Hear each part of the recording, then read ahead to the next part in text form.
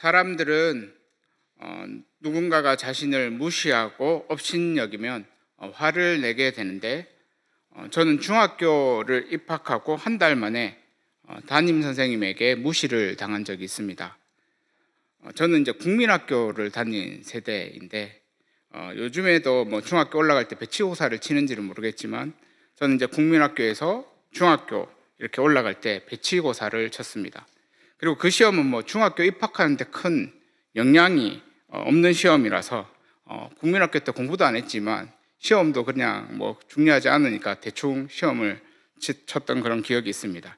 근데 그 시험을 아마도 엄청 못 친 것 같습니다. 근데 저는 이제 점수를 모르는 거고, 담임 선생님, 이제 중학교 담임 선생님은 그 점수를 알고 있었습니다. 그래서 이제 한 달 만에 반에서 이제 시험을 하나 쳤는데, 그때 이제 한 반에 50명이 넘는 학생들이 있었기 때문에 그 시험 가운데 딱 2사람이 만점을 받았습니다.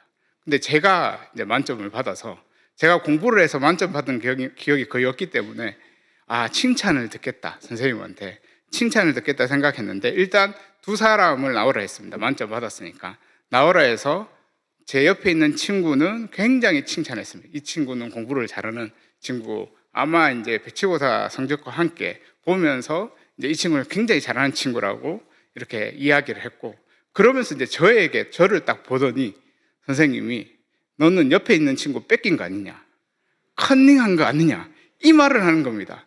마음에서 너무 화가 나가지고, 그래도 양심이 있는데 이러면서 마음에 컨닝한 적 없다고 얘기하고, 그런데 마음에는 이제 이미 화가 나고, 그렇다고 선생님한테 막 할 수도 없고, 그 상태에 있다 보니까 마음에서 그때 그 기억이 아직도 있는데, 그러면서 제 마음에는 칼을 갈기 시작했습니다. 두고 봐라, 이 친구보단 내가 잘한다, 억울하면 그래도 풀려면 공부를 잘해야 되겠다 생각해서, 공부도 안 하는 제가 이제 중학교 와서 그 일을 한번 당하는데, 마음에는 계속 그래 두고 보자 이렇게 했는데, 다행히 제 머리가 돌머리는 아니었습니다. 공부를 하니까 공부가 되는 겁니다. 그래서 이제 중간고사 시험 치고 기말고사 쳤는데 그 친구보다는 잘했습니다. 그리고 중학교 3년 내내 어떻게든 이제 공부를 한번 하기 시작하니까 그래도 나름대로 공부를 해서 이제 나름대로 반안에서는 공부 잘하는 친구로 그렇게 이야기되기도 했습니다. 제 같은 경우는 선생님의 그 모욕적인 말과 또 자존심 상하게 했던 것 때문에 공부도 안 하던 제가 공부를 하게 되었고, 그래도 중학교 때 그래도 공부 잘하는 아이로 이렇게 이야기가 되어졌는데, 어떻게 보면 하나의 사건을 통해서 저에게 인생에서는 전화위복이 되기도 했습니다. 이처럼 우리는 살면서 무시당하고 자존심 상하는 일들을 겪게 됩니다. 근데 그때 어떻게 반응하느냐에 따라 그 일이 삶을 살아내는 동력이 되기도 하고, 오히려 전화위복의 계기가 되기도 하는 겁니다. 오늘 첫 번째는 위기의 순간 암몬과 적당히 타협하려고 하는 길랏 야베스 사람들입니다. 위기의 순간 암몬과 적당히 타협하려고 하는 길랏 야베스 사람들입니다. 오늘 본문 1절 말씀을 보면, 암몬 사람 나하스가 올라와서 길랏 야베스에 맞서 진침해 야베스 모든 사람들이 나하스에게 이르되 우리와 언약하자, 그리하면 우리가 너를 섬기리라 하니. 여기에 암몬은 이제 요단강 동편에 사는 이스라엘 지파들의 적이 이제 암몬이었는데, 이스라엘은 이제 요단강 서편 쪽에는 블레셋이 적이었고, 요단강 동편 쪽에는 암몬, 모압 이렇게, 또 위쪽에 뭐 아람이나 이렇게 이제 적이 있었는데, 특히 이제 사사 시대 때 암몬은 이스라엘이 차지하고 있었던 이 땅을 빼앗으려고 이렇게 했다가 길랏 출신에 입다가 이렇게 그것을 막아서 결국 크게 이제 그러니까 암몬이 크게 패배한 적이 있습니다. 그리고 이제 시간이 흘러서 아마 입다의 시간에서 이제 아마 오늘 본문의 시간은 한 100년 정도 흘렀던 것 같은데, 아마 이렇게 시간이 흘러서 이제 다시 암몬이 이스라엘 백성들을 억압하고 이제 괴롭히기 시작했는데, 이 나하스라는 이름의 뜻에는 뱀이라는 의미가 있습니다. 그러니까 굉장히 못됐다라고 보면 되는데, 이번에 괴롭힐 때 굉장히 잔인하게 하나님의 백성들 길랏 야베스의 사람들을 괴롭혔는데, 길랏 야베스 사람들은 이전에 입다처럼 암몬과 싸울 용기는 없었습니다. 그래서 이번엔 싸우기보다 언약을 맺어서 타협을 하려고 했는데 길앗 야베스 사람들은 암몬에게 조공을 바치면서 스스로 암몬의 종이 되어 섬기려고 했습니다. 그런데 암몬 사람 나하스는 이렇게 말하게 됩니다. 오늘 보면 2절 말씀을 보면 암몬 사람 나하스가 그들에게 이르되 내가 너희 오른 눈을 다 빼야 너희와 언약하리라. 내가 온 이스라엘을 이같이 모욕하리라.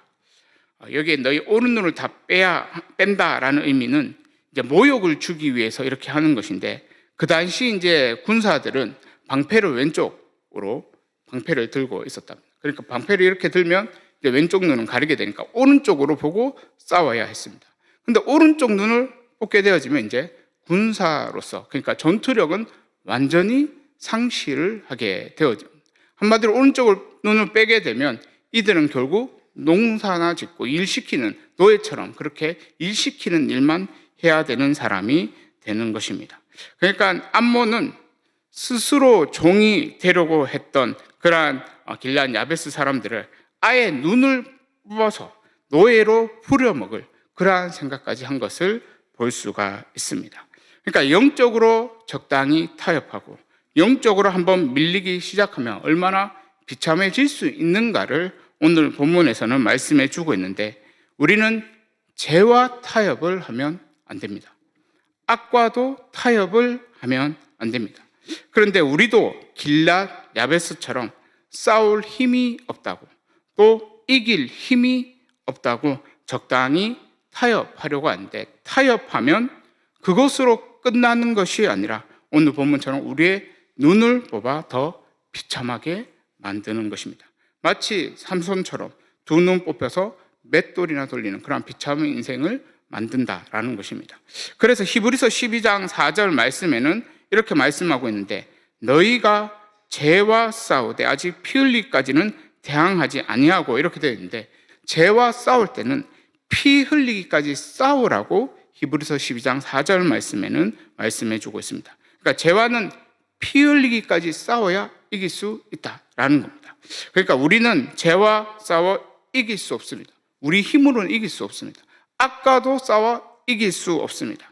그런데 십자가에 못 박힌 예수님께서는 이미 죄와 있고 악과도 이겨내셨습니다.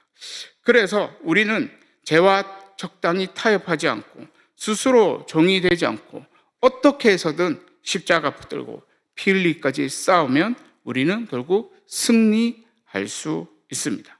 그런데 우리는 죄와 싸우기는 싸웁니다. 이 죄가 어떻게든 죄를 지키기 싫어서 어떻게든 싸우기는 싸웁니다. 그런데 조금만 힘들면, 조금만 손해보는 일이 생기면 우리는 죄와 피 흘리기까지는 싸우지 않는데 적당히 타협하려고 하고 그냥 스스로 항복하려고 하는데, 그렇게 해서 결국은 우리는 패배감을 느끼게 되어지고 실족하게 되고 낙심을 하게 되는 겁니다. 결국 적당히가 아니라 끝까지 피 흘리기까지 싸워야 우리에게는 승리도 있는 것입니다. 오늘 본문 말씀에 길앗 야베스가 암몬과 적당히 타협하려고 하니까 암몬은 아예 오른 눈을 빼려고 했었는데, 야베스 장로들은 이렇게 말하게 되어집니다. 3절 말씀을 보면 야베스 장로들이 그에게 이르되 우리에게 이레 동안 말미를 주어 우리가 이스라엘 온 지역에 전령들을 보내게 하라. 만일 우리를 구원할 자가 없으면 내게 나아가리라 하니라. 야베스 장로들은 7일이라는 시간을 좀 달라라고 말을 하게 되어집니다. 그리고 온 이스라엘에 구원자가 있는지 한번 물어보겠다, 이렇게 말하게 되는데, 암몬은 이 야베스 장로들의 요구에 들어주게 되는 것을 볼 수 있습니다. 왜냐하면 암몬은 교만했기 때문입니다. 그러니까 이스라엘에게 시간을 준다 해도 이스라엘은 자신들을 이길 수 없다, 이렇게 생각했기 때문입니다. 그러니까 암몬은 이스라엘에는 구원자가 없다라고 생각을 했습니다. 그래서 오늘 본문 말씀은 암몬 사람들이 생각한 것처럼 결국 이스라엘에 진짜 구원자가 없는가라는 것이 오늘 본문의 포인트라고 말할 수 있는데, 이스라엘도 지난 주 본 것처럼 10장에 나온 것처럼 다른 나라와 같이 자신을 지켜줄 왕을 뽑았습니다. 근데 그 왕이 지금 어디에 있는가 하면 자기 집에서 잠잠히 있었습니다. 사무엘상 10장 26절과 27절 말씀을 보면 이렇게 되어 있습니다. 사울도 기브와 자기 집으로 갈 때 마음이 하나님께 감동된 유력한 자들과 함께 갔느니라. 어떤 불량배는 이르되 이 사람이 어떻게 우리를 구원하겠느냐 하고 멸시하며 예물을 바치지 아니하였으나 그는 잠잠하였더라. 그러니까 사울은 미스바에서 백성들이 보는 앞에서 왕으로 뽑힌 후에 자기 집 기브아로 돌아갔는데 그때 사울을 따른 유력한 자들도 함께 갔습니다. 하지만 어떤 불량배들은 결국 사울을 멸시했는데 이 사람이 어떻게 우리를 구원하겠느냐 이렇게 멸시한 것을 볼 수 있습니다. 그러니까 하나님께서 왕을 세웠는데 그 왕을 이제 멸시했는데 성경을 보면 그렇게 멸시하는 자를 어떻게 불렀는가 하면 불량배라고 부르고 있는 것을 볼 수 있습니다. 원어에서는 무가치한 자들이라고 부르고 있는 것을 볼 수 있습니다. 그러니까 성경에는 하나님께서 세우신 이 권위를 멸시하는 자들을 불량배들, 무가치한 인생들 이렇게 말씀하고 있는데 그만큼 하나님께서 세우신 질서나 권위를 멸시하고 거부하는 것은 죄라는 것을 말씀해 주고 있습니다. 근데 사울왕은 이렇게 멸시를 당했는데도 잠잠했다라고 말씀하고 있습니다. 그러니까 사울은 왕으로 뽑혔지만 여전히 왕의 권위는 없었고 소심했던 것을 볼 수 있습니다. 그리고 이스라엘의 왕으로서 아직 주도적으로 무언가를 하지 않고 있는 그러한 상태인 것을 볼 수 있는데 세번역하고 이제 쉬운 성경을 보면 이 11장에 딱 들어갈 때 한 달이라는 시간이 흘렀다고 이야기를 합니다. 그러니까 이제 왕으로 딱 뽑히고 그리고 자기 집 기브아로 가고 난 뒤에 한 달이라는 시간이 흐르고 암몬 사건이 이제 일어난 건데 이 한 달 동안 사울 왕은 무엇을 했는가 하면 이전처럼 자기 밭에서 농부처럼 소를 몰고 다니는 그러한 일을 하고 있었던 겁니다.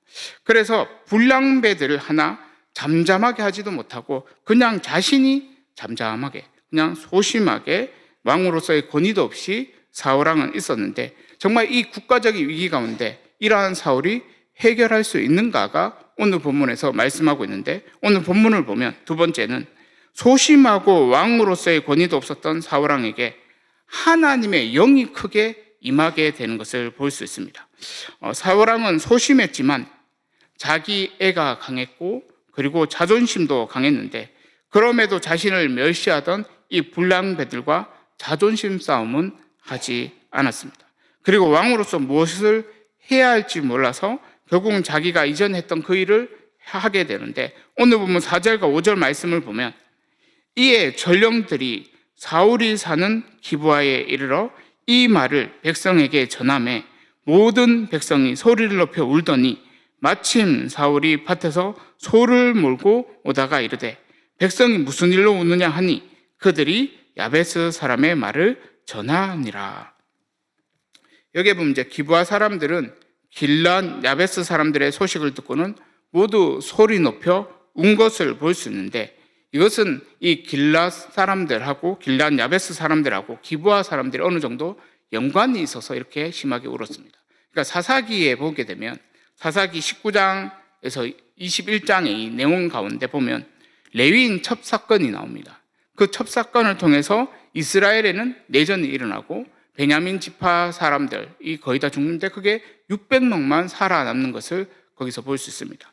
그리고 이제 사사기 21장을 보면은 길란 야베스 처녀 400명하고 베냐민 지파 살아남은 사람하고 결혼하게 되는 그 모습을 볼 수 있는데 이 말은 결국은 길란 야베스 사람들은 기브아 사람들에게는 외가 있는 어떻게 보면 친척과 같은 그러한 관계였던 것을 볼 수가 있는 겁니다. 그러니까 기브아 사람들이 소리 높여 운 이유는 가까운 친척 같은 그냥 인척과 같은 그러한 관계라서 어떻게 보면 소리 높여 울었다라고 말할 수 있는데 근데 우리가 운다고 해서 해결되는 것은 없습니다. 그러니까 함께 울면 큰 위로는 되지만 해결책은 아닙니다.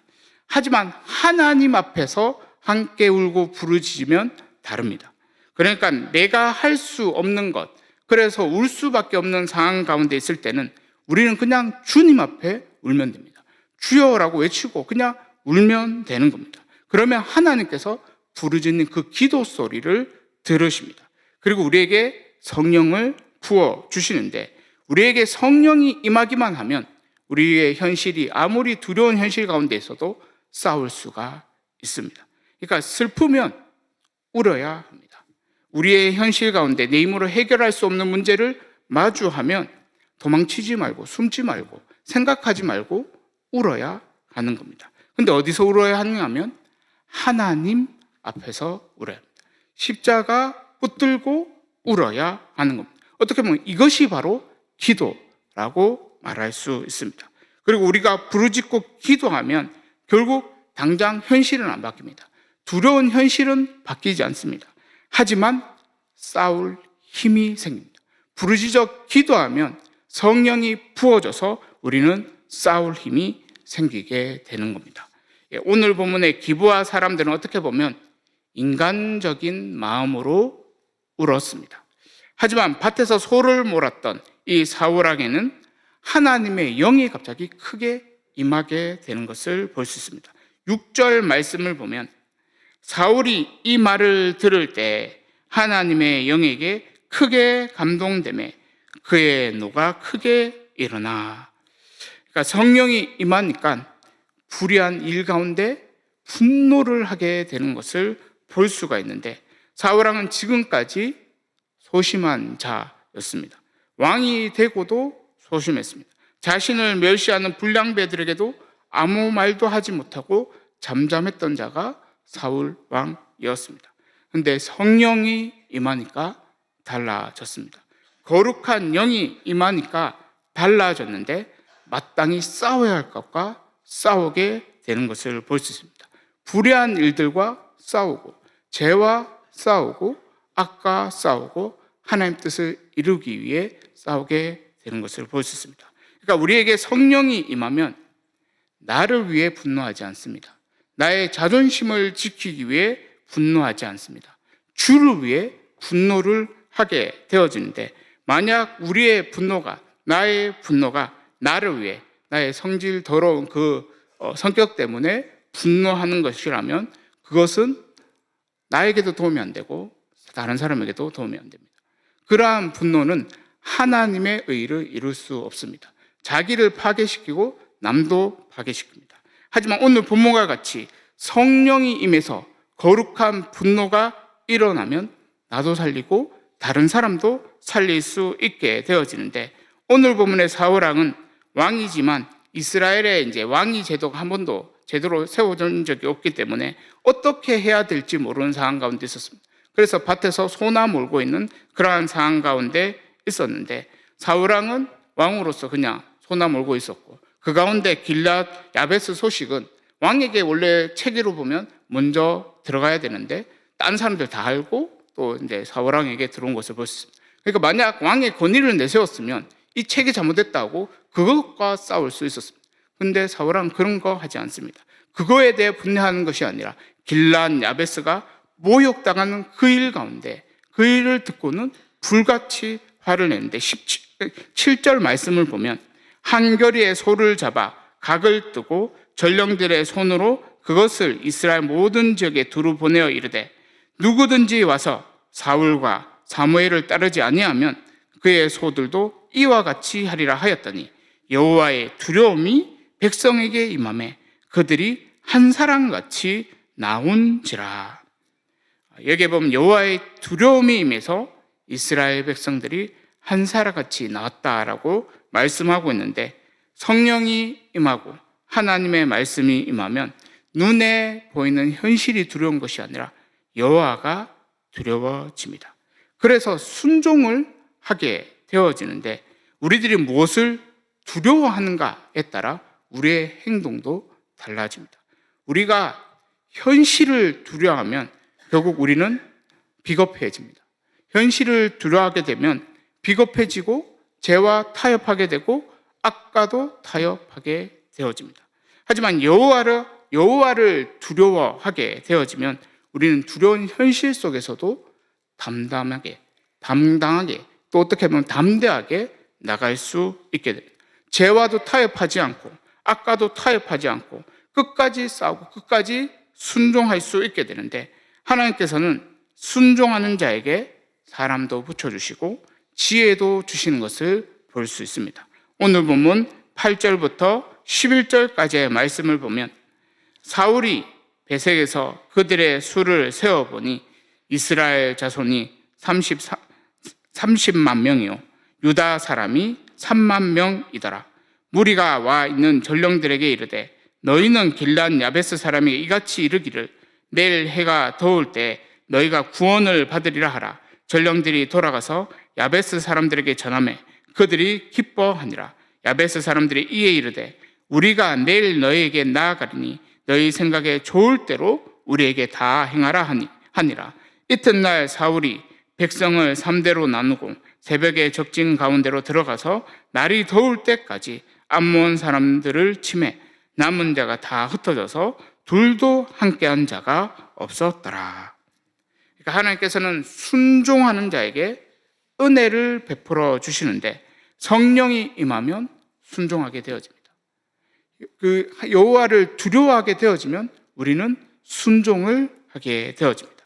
그리고 사울왕은 왕으로서 처음으로 이스라엘 백성들을 이끌고 전투를 하게 되는데 33만 명을 세대로 나누어서 새벽에 암몬 사람들을 치려고 전략을 세우게 됩니다. 그리고 야베스 사람들은 내일 너에게로 나아가겠다라고 암몬 사람들에게 말하는데, 암몬 사람들은 그것을 듣고는 당연히 야베스 사람들이 항복하려고 그러는 것다라고 생각을 합니다. 그러니까 교만했던 암몬 사람들은 이스라엘이 공격해 올 줄은 전혀 생각지 못했습니다.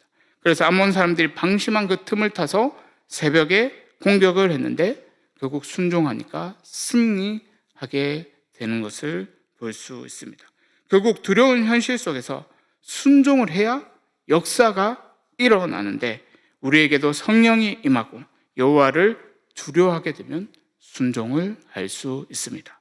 오늘 세 번째는 사울왕은 이스라엘의 왕으로서 이스라엘 백성들에게 인정을 받게 된다라는 겁니다. 사울왕은 자신이 이스라엘의 왕이 될 자격이 없다라고 생각했습니다. 그래서 사무엘에게 기름 부음을 받고 또 세 가지 표징을 경험하고도 결국은 쉽게 확신하지 못했습니다. 그리고 미스바에서 제비 뽑기를 통해 백성들 앞에서 왕으로 뽑혔을 때도 진꾸러미에 숨어 있었던 것이 사울왕이었습니다. 그러니까 사울왕은 그만큼 소심했고 그만큼 자신감이 없었습니다. 그래서 사울왕의 이런 모습을 보면 하나님께서 사울을 이스라엘의 왕으로 잘못 세운 것이 아닌가 이렇게 생각할 수 있을 정도였습니다. 그런데 하나님의 부르심에는 후회하심이 없습니다. 그러니까 하나님께서는 부르신 자를 결국은 하나님께서 높이시는데, 하나님께서는 사울에게 성령을 부어주셔서 결국 순종하게 하셨습니다. 그리고는 결국은 승리할 수 있도록, 그리고 이스라엘 백성들에게 인정받을 수 있도록 해주신 것을 볼 수가 있습니다. 그러니까 사울왕은 결국 길란 야베스를 모욕했던 암몬 사람들을 물리쳤습니다. 근데 이렇게 물리치게 되어지자 결국 이전에 사울왕을 멸시했던 불량배들을 끌어내 죽이자고 말하는 백성들이 일어나게 되는데, 그때 사울왕은 어떻게 대답하느냐 하면 오늘 본문 12절과 13절 말씀을 보면, 백성이 사무엘에게 이르되 사울이 어찌 우리를 다스리겠느냐 한 자가 누구니까 그들을 끌어내소서 우리가 죽이겠나이다. 사울이 이르되 이날에는 사람을 죽이지 못하리니 여호와께서 오늘 이스라엘 중에 구원을 베푸셨음이니라. 사울왕은 승리한 이후에 어떻게 보면 왕의 이 권력으로 결국 이들을 죽일 수도 있었습니다. 멸시했던, 그전에는 잠잠했고 소심해서 잠잠했다면 이렇게 이제 큰 승리하고 왕의 힘이 있을 때 이들을 죽일 수도 있었습니다. 그런데 사울왕은 그렇게 하지 않습니다. 한마디로 복수를 하지 않습니다. 사울왕이 성령 충만할 때는 결국 복수도 하지 않고 오히려 포용하고 용서해 주는 것을 볼 수가 있습니다. 그리고 오늘 본문에는 사무엘이 이제 길갈에서 나라를 새롭게 하자고 말하게 되는 것을 볼 수 있습니다. 오늘 보면 14절과 15절 말씀을 보면 사무엘이 백성에게 이르되 오라 우리가 길갈로 가서 나라를 새롭게 하자. 모든 백성이 길갈로 가서 거기서 여호와 앞에서 사울을 왕으로 삼고 길갈에서 여호와 앞에 화목제를 드리고 사울과 이스라엘 모든 사람이 거기서 크게 기뻐하니라. 여기 길갈은 굴러가다라는 의미가 있습니다. 그래서 여호수아 시대 때는 길갈에서 애굽의 수치가 굴러가고 그리고 광야에서 내렸던 만나가 그치고 가나안 땅에 들어간 새 시대를 앞두고 길갈에서 언약을 새롭게 했던 그런 것을 볼 수 있습니다. 그런데 오늘 본문에도 마찬가지로 이제 사사 시대는 이제 끝이 나고 왕정 시대로 새롭게 시작하기 위해 길갈에서 사울을 왕으로 삼게 되어지는데 사울 왕은 오늘 본문 이 11장에 나온 암몬을 물리쳤대 그 모습으로 왕의 역할을 하게 되어지면 사울 왕은 이스라엘의 좋은 왕이 될 수 있습니다. 성령이 임하게 되어지고 여호와를 두려워하고 그 가운데 계속 말씀을 순종하는 그러한 자로서 이스라엘의 왕으로 있게 되어지면 사울은 왕으로서 이스라엘 왕으로서 좋은 왕으로 남을 수 있었습니다. 그런데 사울 왕의 신앙은 여기가 최전성기입니다. 이때가 제일 좋았습니다. 암몬과 싸울 이때 여호와를 두려워하고 성령이 임하고 순종했던 이때가 최고조였고 이것이 끝이었습니다. 마치 사울 왕은 첫사랑 한번 하고 그 다음부터는 그냥 타락하는 모습이 뒷부분에 나오게 되어지는데 사울 왕은 그 뒤에 이제 앞으로 보게 되겠지만 사울 왕은 여호와를 계속 들어야 했고 순종해야 되는데 사울 왕은 어떻게 보면 자기의 왕을 지키기 위해 사람들 눈치 보다가 그러지 못하게 됩니다. 하나님을 두려워해야 하는데 사람을 더 두려워했습니다. 눈에 보이는 것을 더 두려워했습니다. 그리고 눈에 보이는 대적을 더 두려워해서 이제는 싸우지 못하고 결국 신앙이 변질되어지는 것을 결국 보게 되어집니다. 그러니까 우리의 신앙이 가장 순수하고 뜨거워질 때가 언젠가 하면 자신감이 없고 자신이 원하는 것이 있을 때 뜨거워집니다. 그러니까 내가 힘으로 뭔가 할 수 없을 때 하나님을 계속 붙들고 기도하게 되어 그때가 어떻게 보면 가장 뜨거워집니다. 그런데 우리는 그렇게 뜨거워서 무언가를 얻었을 때 자신감이 생겼을 때 우리는 사울 왕처럼 어쩌면 변질될 수가 있습니다. 그렇게 원하던 대학교에 입학하고 우리의 신앙이 변질될 수 있습니다. 그렇게 원하던 취직이 되고 난 뒤에 우리의 신앙이 변질될 수 있습니다. 그렇게 원하던 연애를 하고 결혼한 후에 우리의 신앙이 변질될 수 있습니다. 그 뜨거웠던 우리의 신앙이 결국은 변질되어지면 어떻게 되는가 하면 사울 왕의 길을 우리가 가게 되어집니다. 그래서 우리의 신앙은 변질되면 안 되는 겁니다. 처음 뜨거웠던 그것으로 만족하면 안 됩니다. 그 신앙에서 계속 뜨겁게 계속 순종하며 그 가운데 여호와를 두려워하며 나가야 하는 것입니다. 사랑하는 주의 청년 여러분, 우리의 처음 신앙을 끝까지 변질되지 않고 지켜낼 수 있기를 바랍니다.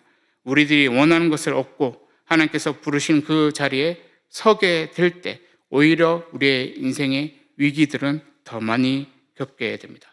그때 우리들이 우리의 신앙만큼은 변질되지 않기를 바랍니다. 계속 은혜를 사모하시고 사람을 두려워하지 마시고 정말 눈에 보이는 것 그것을 두려워하지 마시고 하나님을 더 두려워해서 하나님 앞에 그리고 성령으로 충만해서 그 가운데 여러 가지 위기들을 믿음으로 이겨낼 수 있기를 바랍니다. 그래서 우리의 신앙이 정말 시간이 흘러갈수록 신앙은 더 깊어지고 단단해지는 그러한 주의 청년들 다 될 수 있기를 간절히 소망합니다. 제가 기도하도록 하겠습니다.